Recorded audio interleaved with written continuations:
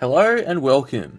So, in 2025, most of us listen to music just through our phones, using a streaming service like Spotify or Apple Music, and then using Bluetooth wireless earphones. Although that was not always the case, I've got the iPod shuffles out today, and back like 15 years ago, this was what we all used. It was just MP3s loaded up onto a simple MP3 player, and you click the play button, and that was it. And although there is a lot of advantages with music streaming, we can listen to whatever track we want whenever, and the algorithms on Spotify and Apple Music are pretty good. Like, it's just a better experience in a lot of ways. Although there are some use cases where you might actually want a little device like this, because a phone is big and bulky, and especially for stuff like exercise, you can easily feel it bobbing around in your pocket and stuff like that. And that's why a lot of people still swear by using these iPod shuffles in 2025, because they're tiny, they weigh absolutely nothing, and for exercise, for going to the gym and all that type of stuff, they don't get in the way at all. You can't feel them. So there's also no distractions on them either. You can't obviously stop halfway and start texting somebody or get a notification or anything, because these things don't have notifications. They don't have any of that functionality. And in fact, they don't even have a screen on them. So it's just very simple. Play, pause, next track, and then some of them have a shuffle feature as well. But yeah, so what I've got here is just every single iPod shuffle generation. So we got the first gen, the second gen, the third gen, and the fourth gen. So obviously the first gen, it's the biggest of all the iPod shuffles, which might be a bit inconvenient in a lot of ways, but in one way might make it the best, because I've actually added Bluetooth to this iPod shuffle. So this will work with our wireless earphones, because there was enough space inside to fit a Bluetooth module. And I know it doesn't look very nice how I've cut a big hole in it like that with my scissors, but I mean, the added functionality of Bluetooth was actually a pretty nice addition. And yeah, this is very nice for exercise now. Taken this on a run with me once before, and yeah, you basically can't feel anything in your pocket, and you've still got Bluetooth, which is pretty cool. Yeah, but if I was to do this mod again, I probably wouldn't have drilled a hole in it, and I probably would have converted the little battery button to maybe a pair button there. Although, yeah, if I ever try a Bluetooth mod on one of these things again, I will probably do that. And it's also sort of worth noting, this thing looks a little bit like an Apple TV remote, and then once you've got Bluetooth installed and you're just controlling your Bluetooth via the buttons like that, it feels like a little bit of remote control. So I thought that was pretty funny when I got that installed. Next up, we got the iPod Shuffle 2nd Gen, and these were super common at the time. So they're very readily available on the used market for not very much money. You can come across them for like as low as $5, but on eBay they'll be going for like, yeah, 20, 30. Yeah, I sell those on my website with brand new batteries installed for 55 Australian dollars, which is around about 30 USD. And these, yeah, it's very simple functionality, just everything you'd expect from an iPod Shuffle. Just play, pause, next track, volume up and down with the shuffle button as well. Here we have the iPod Shuffle 3rd generation. This is probably the most strange iPod Apple ever released. As you can see, it doesn't have any buttons on it. It's just got the little switch at the top to turn it on and off, and to go between your shuffle and your regular not shuffle mode. But yeah, they didn't sell these things for too long, I'm pretty sure. I'm pretty sure it was retired after a year, or maybe even 6 months, I can't remember. I'll put it up on the screen. But yeah, to use one of those, you would need to use a headset that has the built-in controls like this one. This is just the standard old EarPods that used to come with all of the Apple products before AirPods were common, I guess. Some people might refer to these as wired AirPods. And then last but not least, we've got the iPod Shuffle 4th Gen, which is very similar to the 2nd Gen. They went back to a similar design with that, although this one's just ever so slightly thinner and smaller as well, which is quite nice. So yeah, this is probably the best iPod Shuffle you can get in 2024. It's got the best battery life, I think. It came in 2 gigabytes, which is not very big, but it's an iPod Shuffle. You just put your music on there, and you just hope it gets you the one session, I guess, and then that's it. Especially, yeah, for the gym and stuff like that, however many hours of music you can get on there, probably like a couple hours worth, it'll be more than enough for what you would need it for, I guess. So yeah, if you wanted to use an iPod in 2025, and you want to do the Bluetooth mod, you could use this one. But I'd say probably these two are probably the most popular iPods to use in 2025 still. They're the most readily available, they're the smallest, and they got the buttons, unlike this one. So we'll put these two off to the side for now. If you did want to see my video how to install Bluetooth in this thing, you can click the link up here on the screen, and it'll take you to the full tutorial of how I did that. But in this video, we'll pretty much just be comparing these two iPod shuffles, with the main advantage being this one's cheaper and then this one's slightly better. Pretty much the main difference is this one has just an extra button, which if you press it, it'll tell you what track's playing. Like there'll be a little voiceover that comes on and it'll tell you what track you're on. And if you double tap it, I'm pretty sure it'll tell you what percentage your battery is on as well, which can be a nice little feature to have. And yeah, it's obviously just a bit smaller than the iPod Shuffle 2nd Gen. So it just depends what you want there as well. Also, this one came in 2 gigabytes and this one came in 1 gigabyte and 2 gigabytes as well. But the 1 gigabyte version was a lot more common. So yeah, if you do end up getting a used one, most likely it's going to be 1 gigabyte. Taking a look at the back, this one's got the Apple logo and this one's got the Apple logo and it says iPod. And they both have the clip as well, which that clip can be somewhat useful, especially if your clothes don't have pockets, which some running gear doesn't. So yeah, I thought in this video I would show the process of me doing battery replacements on both of these as well, because these things are coming up on 15 years old. I think this one, they might have sold this until like 2016 or something like that, so it mightn't be as old as one of these. You might still be alright not replacing the battery on this, although it's, yeah, 10 years is still quite a long time. So yeah, I thought I'd just show the process of replacing the batteries on both of these, and we can compare them, and yeah, you can see what's easier or what you like more, or I don't know, just might help with your decision making of which iPod you want to get. I'd say the Shuffle 2nd Gen battery replacement is probably slightly easier than the battery replacement on the Shuffle 4th Gen, just because the parts are a bit bigger and stuff, with it being a couple years older, and both of them will require soldering. Although I'd say the battery replacement process isn't too difficult on these iPod Shuffles compared to some of the other iPods. So let's get into it. We'll start with the iPod Shuffle 2nd Gen. So to open it up, first let's get out a little magnetic mat, which we can store all of our little screws and stuff on. To get it open, what I like to do is get a double box cutter blade, one that can't cut you, and then you see these two bits of plastic on the top and bottom. That's how we get into this thing. So we got to get these off first. So taking our double box cutter blade and just very gently inserting it in between the plastic and the metal, ever so slightly, and then we can begin to pry up the plastic. We can lift these little parts off just like so. Be careful not to scratch the metal.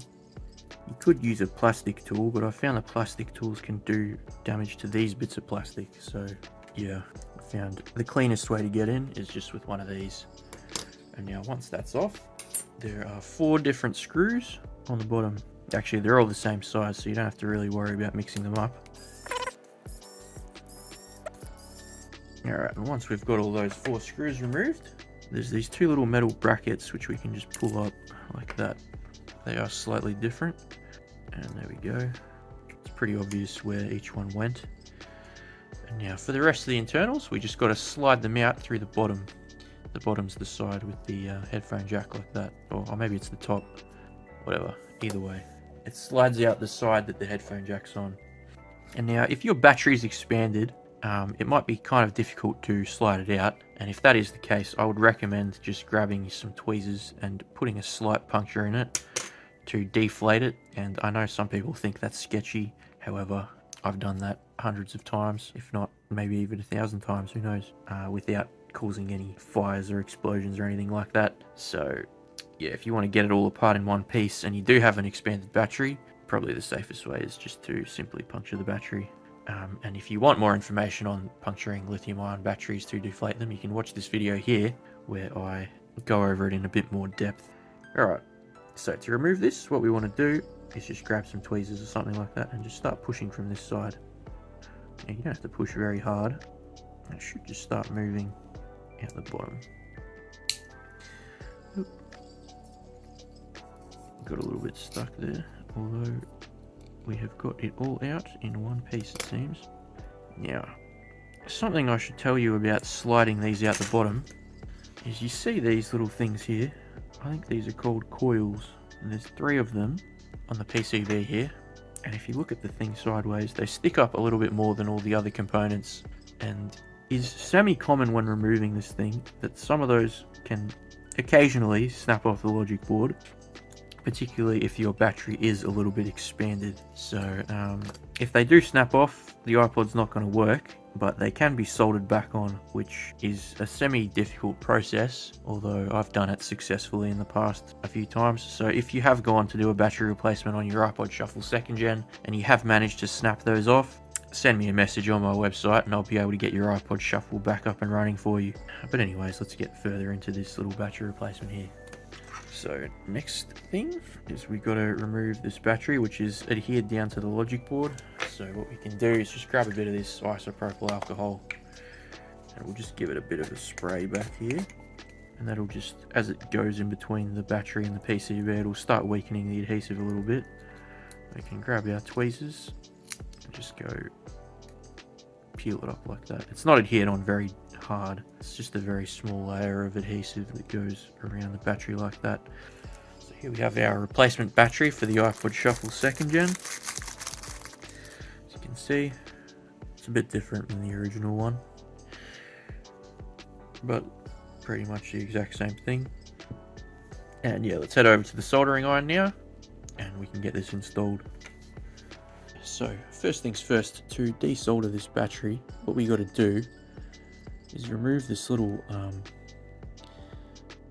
bit of coating that's over it. It's like a hard sort of substance here, and it just comes off like that using the tweezers.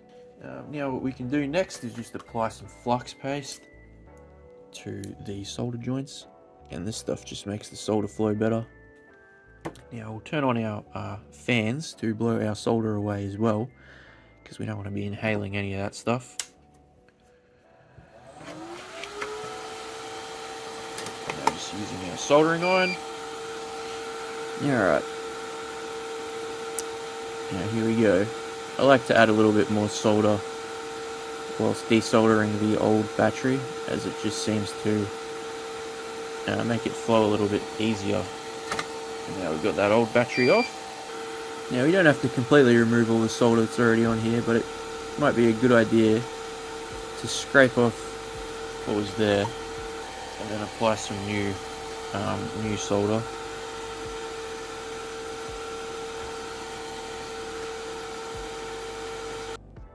Alright, so now we can take our new battery, and as you can see, mine's got a bit of a sticker on it. So the reason I like to remove the sticker is just to make it ever so slightly thinner. Not as big of a deal on the Shuffle 2nd Gen, but on some of the iPod Nanos, it can give you a bit more room to work with. Alright, now let's take our black wire. I like to do this holding it with the tweezers, as you can see here. Oh. Yeah, and it's the black lead on the left and the red lead on the right. And yeah, if we use the switch to turn it on, you'll see the green light comes on there as well. Alright, if it comes up with an orange or a red light, it just means the battery's a bit flatter. But these batteries I got here are pretty fresh, so still got a good amount of charge in them from the factory. Yeah, it's one thing to note about these old aftermarket iPod batteries. I mean, if they've been recently manufactured, that's pretty good, but if they've been sitting on a shelf for a number of years, which can often be the case because these are old devices that aren't super popular anymore, that's why it can be better to buy them from a reputable dealer. If you want to buy batteries for your iPod Shuffle 2nd Gen, I've got a fresh batch on hand. And for the 4th gens as well, to be honest. Alright, now to get this thing back together. So if your thing's covered in flux, obviously you can get a cotton bud with some isopropyl alcohol and then just wipe down the whole area on top of the joints, all that type of thing, and make sure to put it back together in a way where the wires are sort of tucked out of the way. Alright, now we can get this thing back together.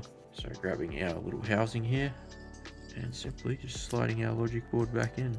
Another thing to note at this stage, there's a little clear bit of plastic that goes on the top and the bottom where the LEDs are, and those can sometimes fall out. So if they have fallen out, now's a good time to put them back into place before we seal the rest of the device back up. So now getting these little plates and putting them in. we just got to put the top and bottom plastics back on. But before we do that, I might give the iPod a bit of a test just to see that everything's working properly. We'll plug in our headphones.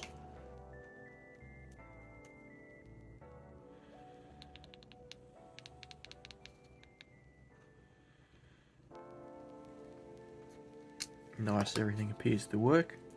Another thing we can test is plugging it into the computer and seeing if it comes up in iTunes. Just like so. There we go, it's coming up in iTunes. Right, everything appears to work properly. Alright, now to get these top and bottom plastics back on. Sometimes you can get away with just using the adhesive that's already on there, to be honest. Especially for the top one. Because it's also got all these clips that hold it into place as well. So for the top one, I'm going to put it back in just how it was. So first we've got to get our little switches. There's our power switch, and it's with the green facing on the inside direction and the white facing to the outside of the device. And we've got our shuffle button that goes here as well. Now grabbing our little cover, and we'll just clip this back in. Okay, make sure you put it in the right way as well, and as you can see, that fits in there perfectly. Alright, now for the bottom one. Yeah, you could just use the old adhesive and just slap that back on, but since this side has the headphone jack on it, I find that it can often get pulled up with the headphone jack, so you might want to apply a little bit more adhesive on for this side. And for that, I like to use this B7000 glue. But before we do that, I like to just take off the old adhesive and give it a bit of a clean first. Now we can get a bit of a wipe down.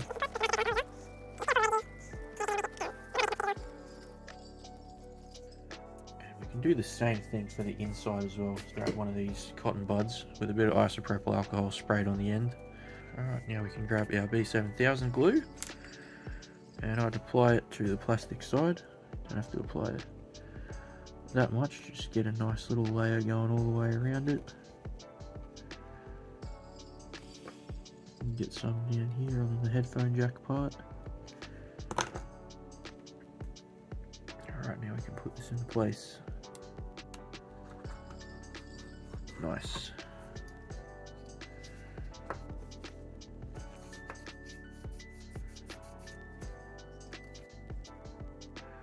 Alright, and maybe grab your tweezers and just go around the headphone jack like that, just to scrape off any glue that might have seeped over the edge. Alright, and there we have it, our iPod Shuffle 2nd Gen with a new battery. There we go, it's not too difficult on this model, assuming you already know how to use a soldering iron.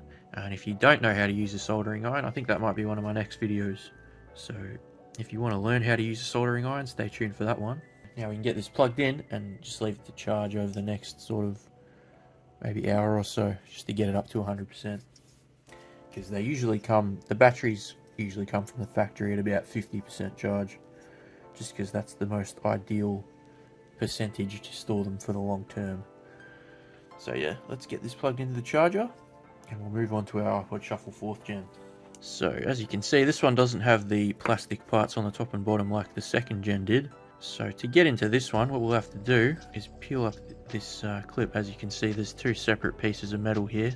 This thing is just held on with a bit of adhesive. So what we'll have to do is pry it up, and yeah, we want to try and not bend it when we do that. So we can spray it with a bit of alcohol, and we can also apply a bit of heat, and what that'll do is just weaken the adhesive slightly, which might make it come up a little bit easier. Because they can be on there pretty strong sometimes, and it might bend. If you do end up bending your clip on the back, don't worry, because you can bend it back into position pretty easily. And the next step is to pry the battery out, which we can do using the plastic pry tool here. You could use your tweezers though as well. And there we go.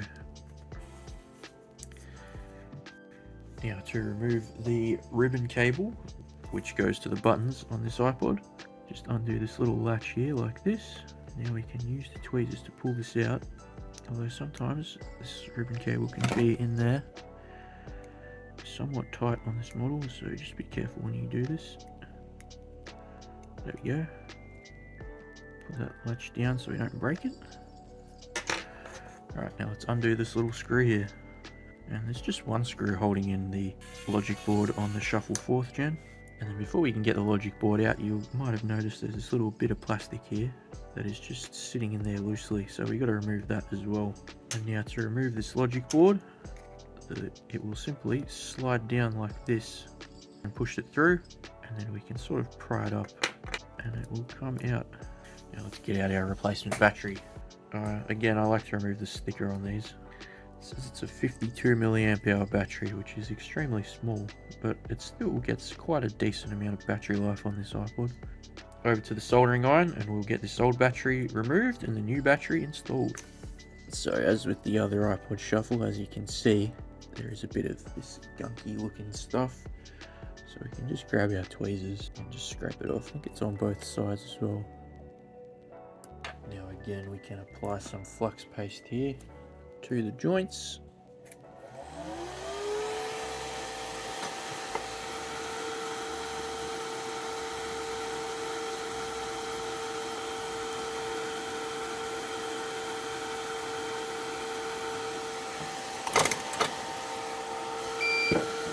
And removing the old battery like so. And again, we can dispose of this safely as well. Now grabbing our new battery. Might just measure that there's some voltage in this first. Ideally it should say 3.7 volts. Let's apply some more flux paste. Just get some new solder applied. I like to use the leaded solder because it makes stuff flow a bit easier.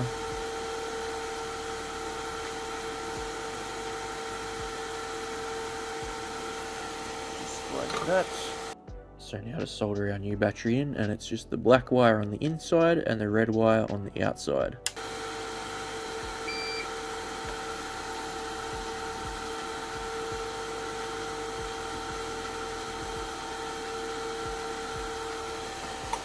And there we go. So yeah, just grabbing a cotton bud and giving that a wipe. Now another thing to note about this model is extremely thin, even compared to other iPod models. Yeah, so there's the iPod Classic logic board versus the iPod Shuffle logic board. As you can see, it's more than double the thickness. So this is quite a thin PCB, and it can bend very easily, especially with heat. Actually, if we use this switch here, the light should come on as well. The light is coming on, but it's red this time. So this one will need a bit of a charge. Alright, so we put this thing back together pretty much the exact same way it came apart, but one thing to note is you want to line up this switch here and this switch here in the same position. So I've moved both of them to the outward facing position, which is also off. And now we can slide this in. We can grab that little white bit of plastic here. And that part is very easy to forget about, but what it'll do is stop the headphone jack from sliding back. So make sure you don't forget it. And the same goes with this little screw here as well. And now I can clip our buttons flex back in. Alright. And just putting the connector back. And now probably the most important part for getting this all to sit properly again, we're going to have to tuck this wire back in the position that it was in. Yeah, so what you're going to want to do here is just grab your little wires like this and just tuck them off into the side, up into the corners there like so. And put our battery back in like that. So just make sure it's out of the way of these clips here as well. Alright, that should be all good. As with the other one, now's probably the best time to give the thing a little bit of a test. So you can just plug in your headphones and test out all the buttons at this stage.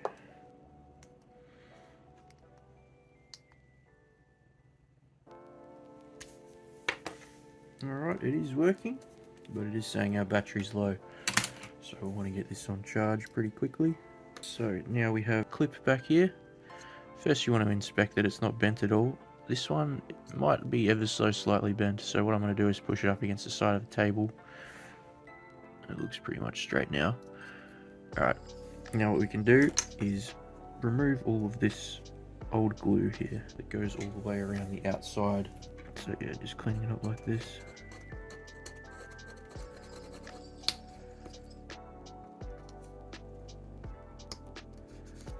Might want to give that a bit of a clean with the cotton bud and isopropyl alcohol after as well. And just to wipe off anything extra that's on there. Alright. Now before we actually go and clip this back in, oops. Might be a good idea to add a bit of Captain tape over this little area here where the logic board goes. Just to prevent any short circuiting. It shouldn't short circuit anyways, even if you missed that part, since there is a pretty big gap.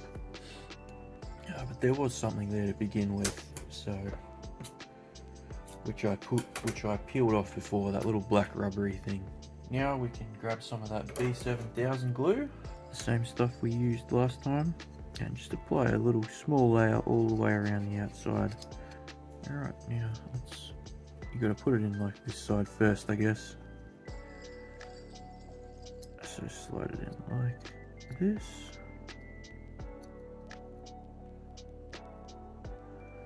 And then just clip it into place like so. It should snap in. And if any glue seeps out the sides, you can just wipe that off at this stage as well. And you can just go around the outsides there.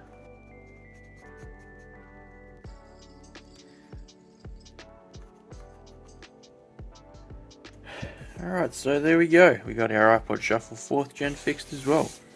Now just to get this one on charge as well. So yeah, unfortunately getting the battery replaced might be a pretty crucial step in using one of these again in 2025, just because of how old they are. And yeah, it's like the main thing that needs to be fixed on a lot of these old iPods. So yeah, I think for practical reasons, yeah, these two are probably the best iPods to go for in 2025. Just depends what you're after. If you want something that's a little bit on the more cheaper side, this is probably the better one. And well, they both do pretty much the exact same thing, just this one's a bit smaller and has the voiceover feature as well, so it might have better battery life as well. This might be the better one to go with, I think, just because of how much cheaper they are. This is probably like more than double the price. So yeah, just up to you, depends what you want to go with. If you want a solution to your phone bobbing around in your pocket and getting in the way during exercise, I think this is still one of the best ways to go in 2025. If you don't mind using some wired earphones. Obviously, these are the wired earphones that I use from a brand called KZ. I think these are called the KZ ZSN Pros, and they just wrap around the back of your ear like that. And another cool thing about these is you can actually use them with Bluetooth as well. So I've got this little adapter kit here called the KZ A09, where you can just pull these off the wire like so. You can plug them into these Bluetooth adapters, and boom, we've gone from wired to wireless just like that.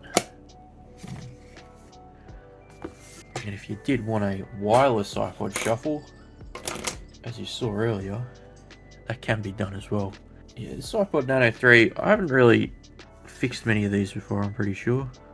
But I have a bunch of them, so maybe that's something I could do in a future video. I just think they're too impractical because a lot of these headphones, they don't have the correct controls for them. So that's a pretty big factor, I guess. You need the controls to change tracks. Maybe that's a mod I could do in a future video, adding buttons to the iPod Shuffle 3rd gen. They could have just put buttons on the front here like this, to be honest. They could have even put like touch sensitive buttons that could go through the metal casing, and it just would have been a much more convenient device to use.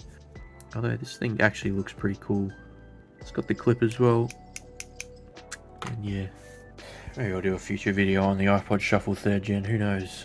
So if you want to pick up one of these things, you can, I sell refurbished ones with new batteries on my website, which you can view here. If you want to have a go at doing the battery replacement yourself, I also sell all the replacement parts, which you can see here on my website too. And also, if you have an old one and you want me to install the battery for you, I do offer a mail and repair service, which you can book through my website.